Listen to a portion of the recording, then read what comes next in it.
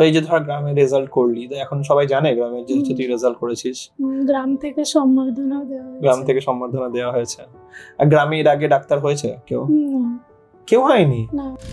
বাবা মা জানে আমি এত বড় হয়ে গেছে, মানে নিজেরটা নিজে বুঝতে পারি, সেই ভরসাটা রাখে। হ্যাঁ, সেই ভরসাটা ছিল পুরো বছর ধরে। কখনোই কোনো কিছুতে শাসন করেনি, শুধু সাপোর্টই করে গেছে সারা বছর ধরে। যখন এক্সাম দিচ্ছে তখনই মনে হয়েছিল যে এটাও ক্যান্সেল হয়ে যেতে পারে, বা হয়তো ক্যান্সেল নিটে আমার অনেকটাই ভালো হয়েছিল, তো এই নিটে নাও হতে পারে, সে একটা ভয় কাজ করছিল। মেয়ে তো বলছে কেমিস্ট্রি নিয়ে পড়তে চাই, কিন্তু যেই আর নিট বলে আছে, তো বাবাকে বোঝালো। মানে তুই তখন নিট জেইটা কি হয় সেটাও জানতিস না? মানে পেরেন্টসও জানতো না?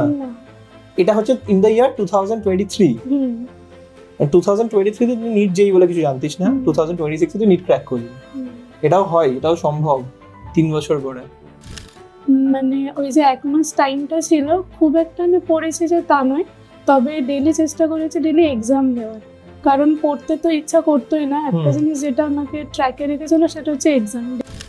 আগের বছর যেখানে পড়তিস সেখান তুই এটা পাসনি, এরপরে যখন পড়েছিস তুই এটা পেয়েছিস। এরকম কি কি জিনিস আছে তোর মনে হয়, যেটা মানে তোর মনে হয় যে হচ্ছে যে যেটা তোকে তোর র্যাঙ্কটা আনতে তোকে হেল্প করেছে? আজকে আমরা কথা বলবো মেহেক খাতুনের সাথে। নিট 2026-এ 17,507 17,507 র্যাঙ্ক করেছে। তো মেহেক, প্রথমেই মেনি কংগ্রাচুলেশন যে এত ভালো একটা রেজাল্ট করেছিস।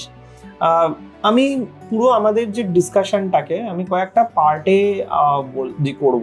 তার কারণটা হচ্ছে যে যারা দেখছে, যারা শুনতে চাইছে যে নিট প্রিপারেশন সংক্রান্ত, কারণ অনেক পেরেন্টস আছে তারাও জানতে চাই যে অ্যাকচুয়ালি প্রিপারেশনটা কিভাবে হয়। তো আমি প্রথম তোকে যেটা জিজ্ঞেস করব সেটা হচ্ছে যে ধর নিট ক্যান্সেল হলো 2026-এ, তারপরে একটা রিনাল্ট অ্যানাউন্স হলো, তারপরে একটা সাইকোলজিক্যাল ব্রেকডাউন অনেকের হয়েছে, স্পেশালি যাদের মার্কস 620, 30, 40-এরও বেশি ছিল, তার সবারই সাইকোলজিক্যাল ব্রেকডাউন হয়েছে। আমি যত জানি তোরও ওরকম মার্কস ছিল 620, 30-এর কাছাকাছি। তো ইট ওয়াজ নট ইজি। তো তোর কি মেন্টালিটি ছিল?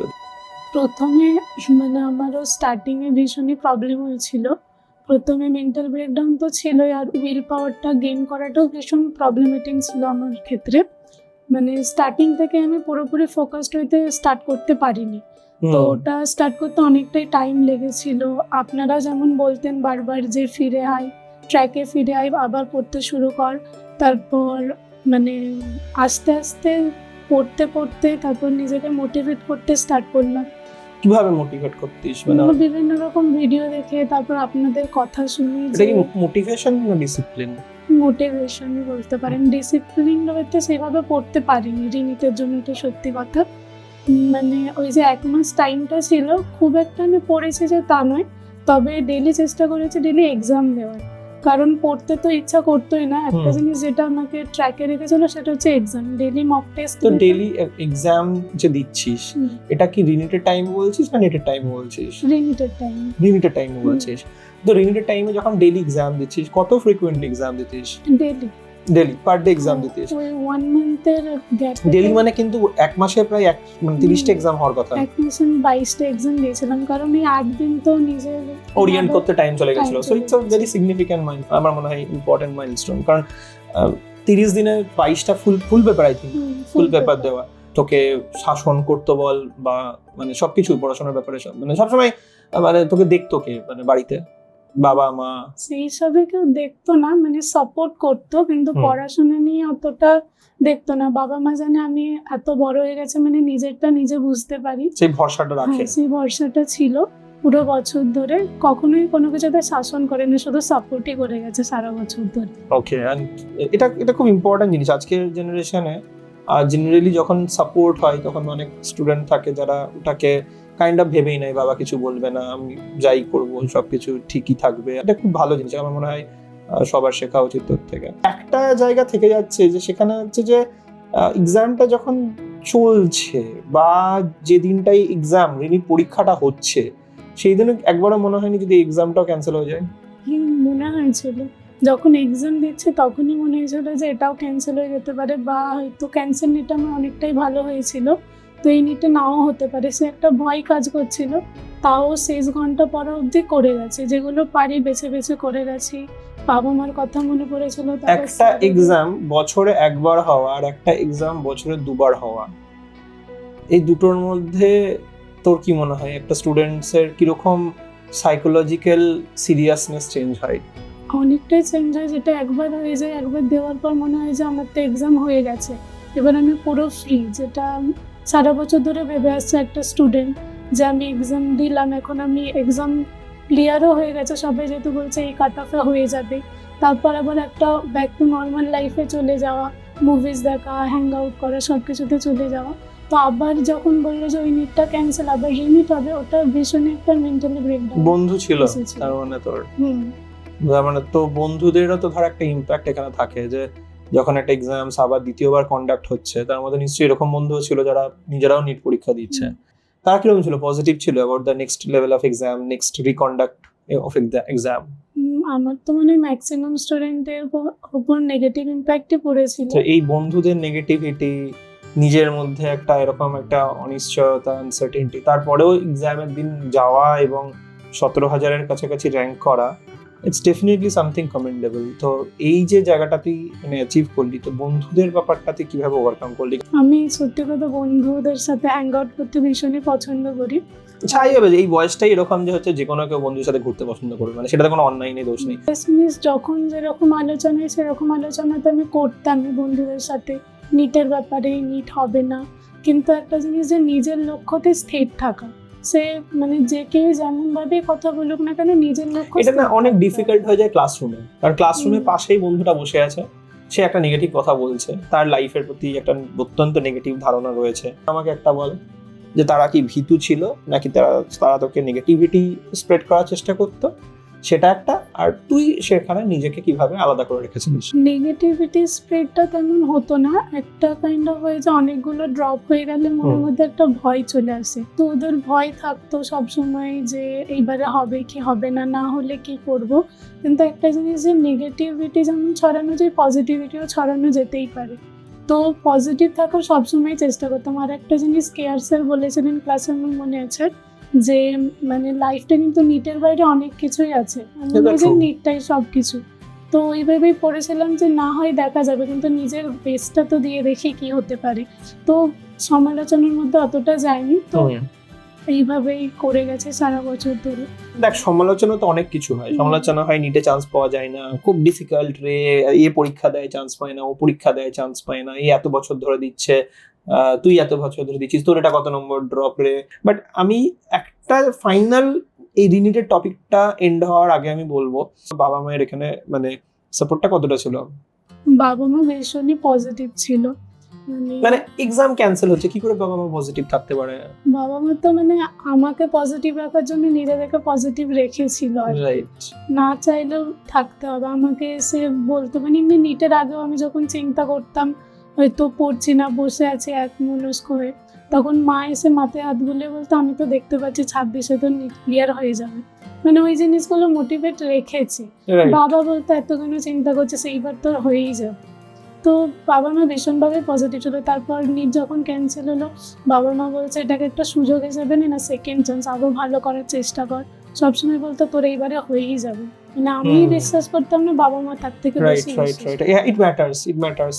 এটা খুব ম্যাটার করে যখন দেখা যায় যাদেরকে আমরা ভালোবাসি, যা আমরা মানে খুব কাছের, তারা যদি আমাদের উপর কখনো ফেথ দেখায়, একটা সময় পরে ওটা আমরা বিশ্বাস করতে স্টার্ট করি, and magic happens after that. তুই ফ্যামিলির ব্যাপারে বলছিলিস, আমি শুনছিলাম তোর অ্যাকচুয়াল বাড়ি নাকি কলকাতাতে নয়, আমি সেটা জানলাম তোর সাথে কথা বলতে বলতে। তো তুই এসেছিস হচ্ছে একটা গ্রাম থেকে, তো কোন গ্রাম থেকে? বাইনান অঞ্চল, বাগনান অঞ্চলের বাইনান থেকে। বাগনানের ইতে। তো ওই এরিয়াতে মানে তুই ক্লাস 10টা কি ওখানে হয়েছিল নাকি? ক্লাস 10 বাগনানই পড়ি। 11-12 কলকাতায়। আমাকে একটা কথা বল যে হচ্ছে এই যে মানে তুই যে ট্রানজিট করলি, মানে এটা একটা অনেক বড় চ্যালেঞ্জ কিন্তু, মানে একটা গ্রাম থেকে এসে শহরের মানুষগুলোর সাথে থাকা, বিকজ আমিও এরকম ভাবে এসেছিলাম। সে সময় কিন্তু অনেক ধরনের কনফ্লিক্ট হয়, মানে গ্রামের মানুষের চিন্তা ভাবনা বা যেভাবে চলে ওভারঅল সিস্টেমটাও যেরকম রয়েছে, সেটা শহরে এলে কিন্তু মানে একটু অন্যরকম হয়। সমস্যা হয়নি কিছু? প্রথমে আমারও মনে হয়েছিল যে হয়তো শহরে গিয়ে হয়তো পারবো না, বা একা যাতায়াত করা, বন্ধুদের সাথে মেশা হয়তো পারবো না।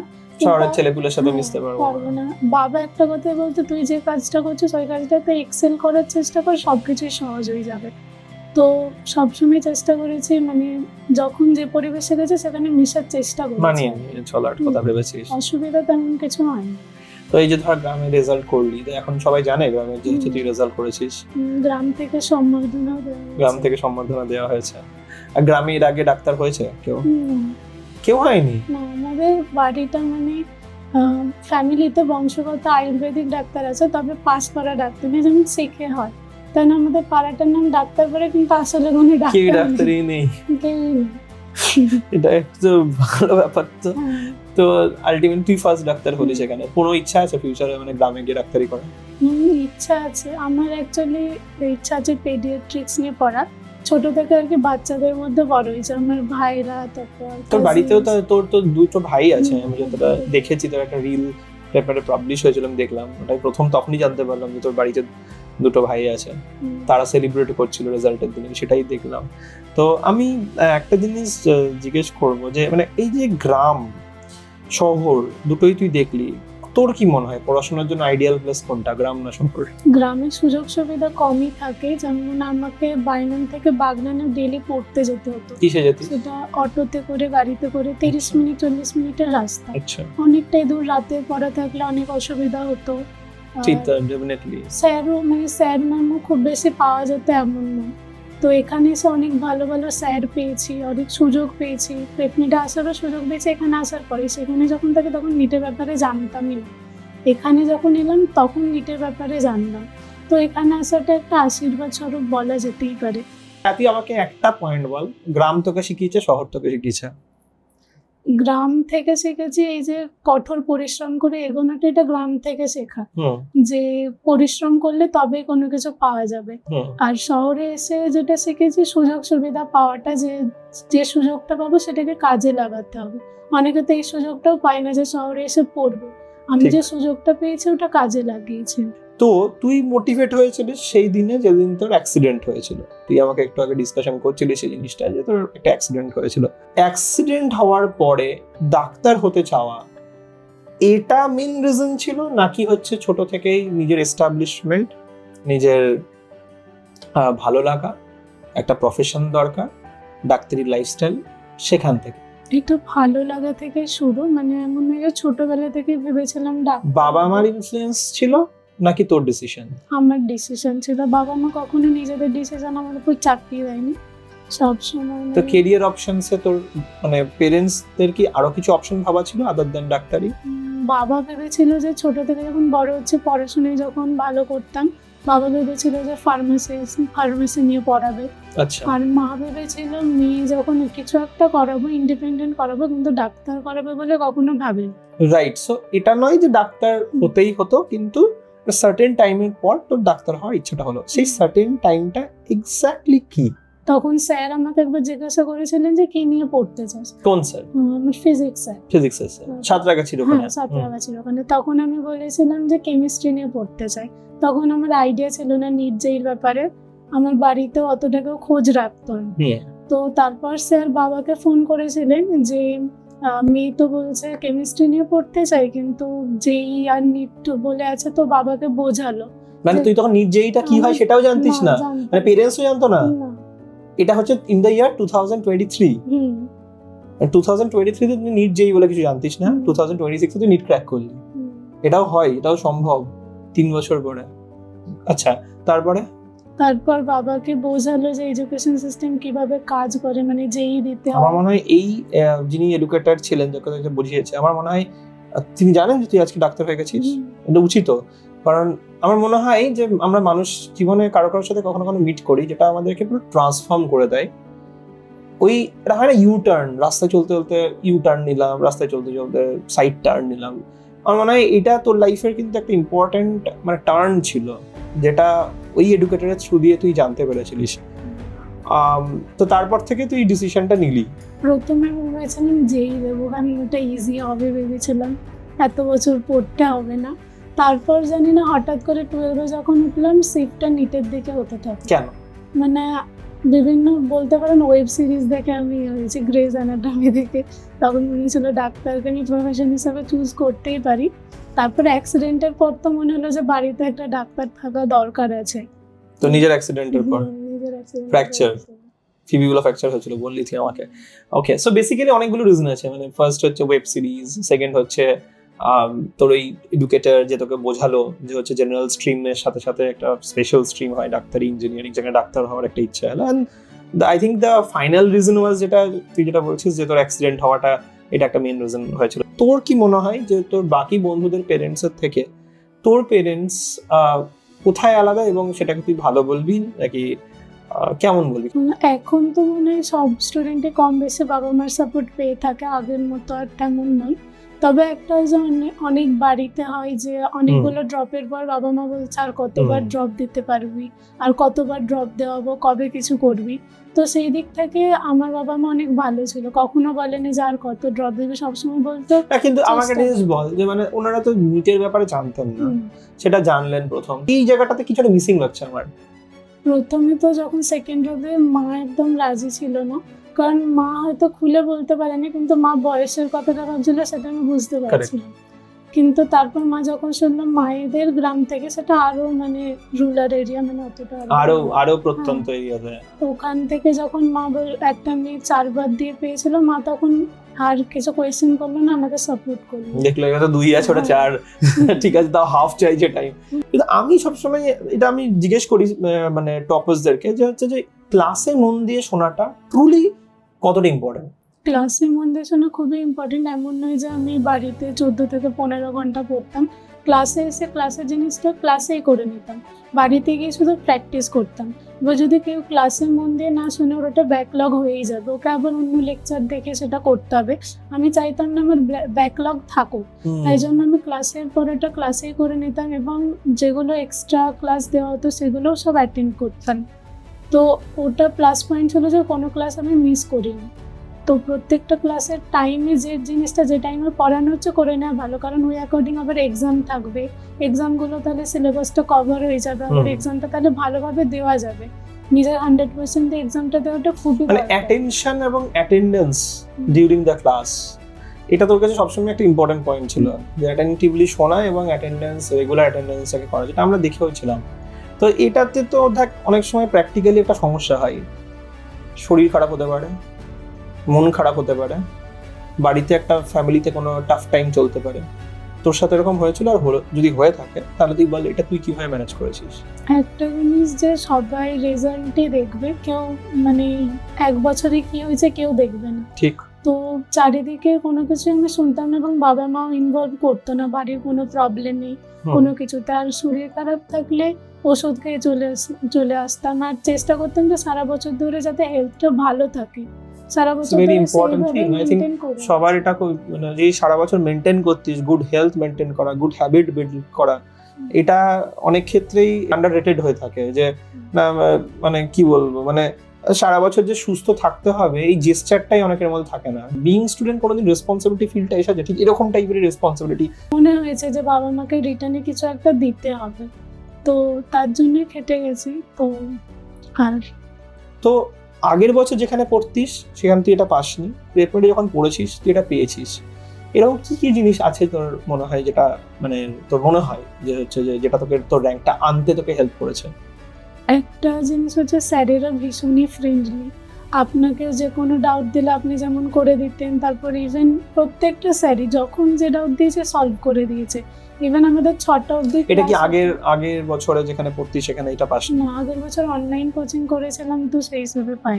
ওকে, এটা তো অনলাইনেও ডাউটস রয়েছে, কিন্তু যেখানে তুই আগের বছর অনলাইন করছিস সেখানে তোর ডাউটটা ছিল না।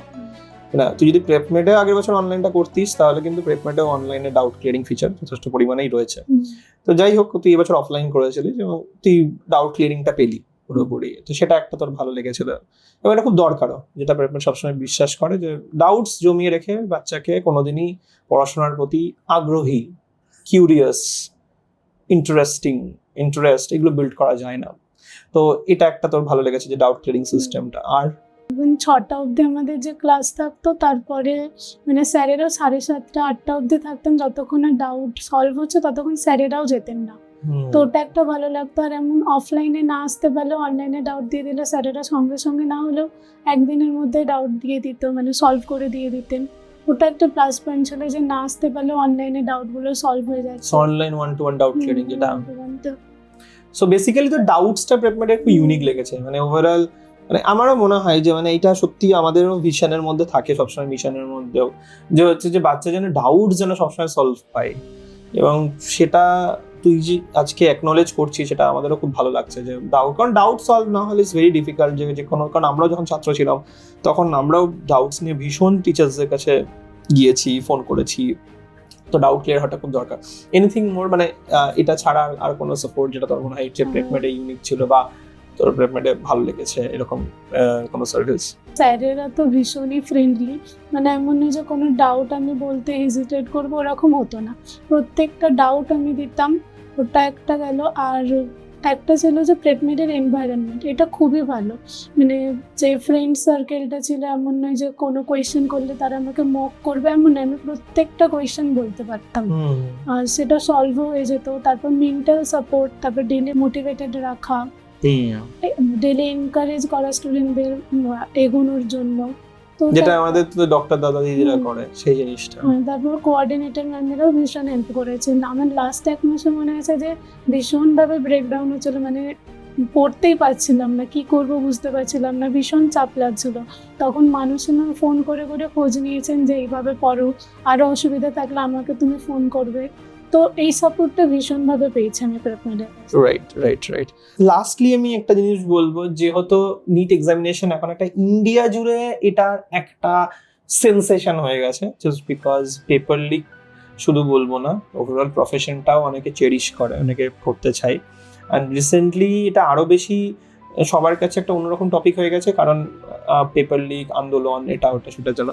আমি লাস্ট জিনিস বলবো, যদি তুই এনটি এর কেউ হতিস, তুই কি চেঞ্জ নিয়ে আসতিস?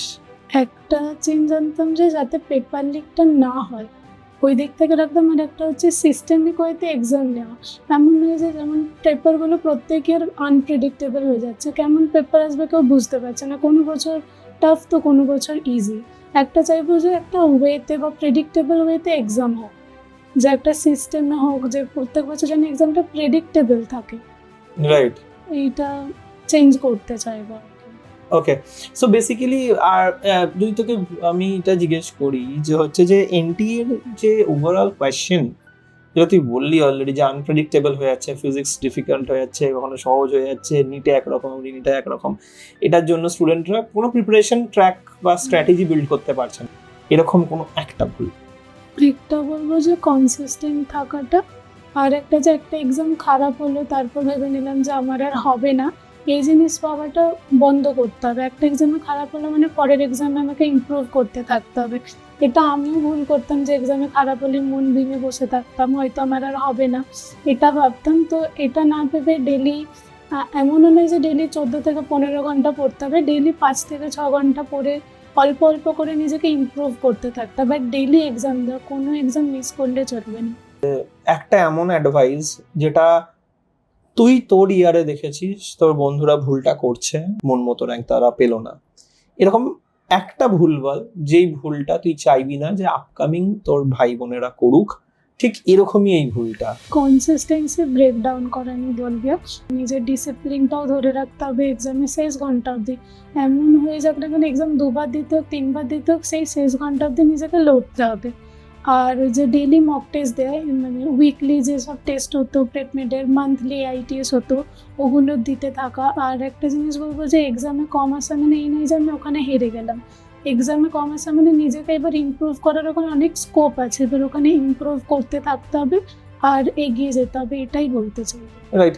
তো আমি একটা জিনিস বল, মানে তুই এই যে এক্সামের যে তুই পুরো জিনিসটা যেটা বলছিস যে একটা কনসিস্টেন্সি, এটা জিনিসটা শুনতে খুব মানে ইজি লাগে, আর একটা জিনিস কনসিস্টেন্ট থাকা ইজ ভেরি চ্যালেঞ্জিং। তো আর একটু ডিপার গিয়ে যদি বলতে পারিস যে হচ্ছে যে লাইক কনসিস্টেন্ট থাকবে কি করে একটা মানুষ?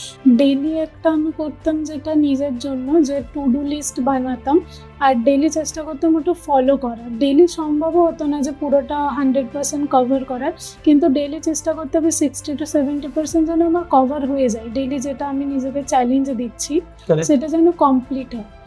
আর ওই ডেলি টেস্ট যেটা থাকতো ওটা সিলেবাস ধরে পড়তে থাকতাম, আর একটা নিজেকে চ্যালেঞ্জ দিতাম যে এই এক্সাম আমাকে ভালো করতে হবে, সেই ভালো করার জন্য আমাকে কনসিস্টেন্সি ধরে রাখতে হবে। তো ওটা একটা যে নিজেকে পুশ করা সবসময়। সো কনসিস্টেন্সি প্র্যাকটিসের জন্য তুই টু ডু লিস্ট ফলো করতিস। টু ডু লিস্টের বানানোর জন্য তুই কি কি জিনিস খেয়াল রাখতিস?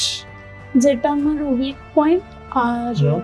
যেটা এক্সামে ভুল হয়েছে, লাস্ট হুম। এক্সামে যেটা ভুল হয়েছে সেই টপিকটা রাখা, আর যে Right. জিনিসটা আমার উইক সেই টপিকটা রাখা। Daily Okay. হয়তো 50টা কোয়েশ্চেন হলো না, কিন্তু ওই টপিক থেকে ডেলি 10টা কোয়েশ্চেন তো করা যেতেই পারে। আর Okay. বাইরের টপিক যেগুলো মানে নলেজ গেইন করা, ওগুলো করতে থাকে।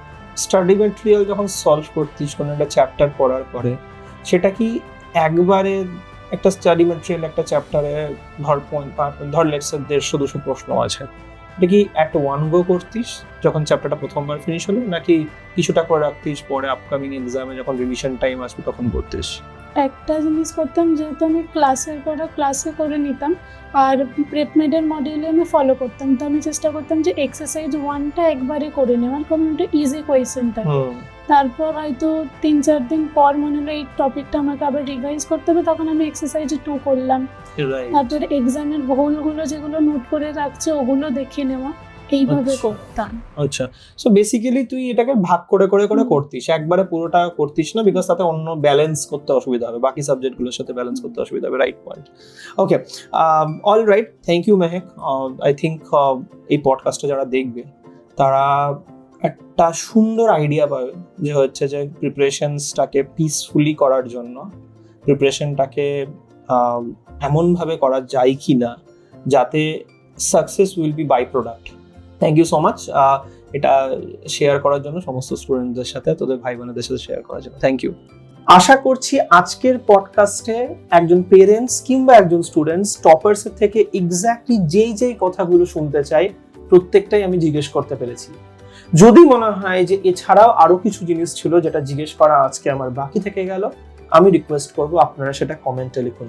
আর অবশ্যই আপনার যদি জানা কোনো ছাত্রছাত্রী থাকে যে নিটের জন্য সিরিয়াসলি প্রিপেয়ার করছে, তাহলে অবশ্যই তাকে এই পডকাস্টের লিঙ্কটা শেয়ার করুন, কারণ একটা পডকাস্ট শুধুমাত্র পডকাস্ট নয়, এটা লাইফ চেঞ্জিং হতে পারে যদি আমরা প্রপার লোকটার সাথে শেয়ার করতে পারি। Thank you so much.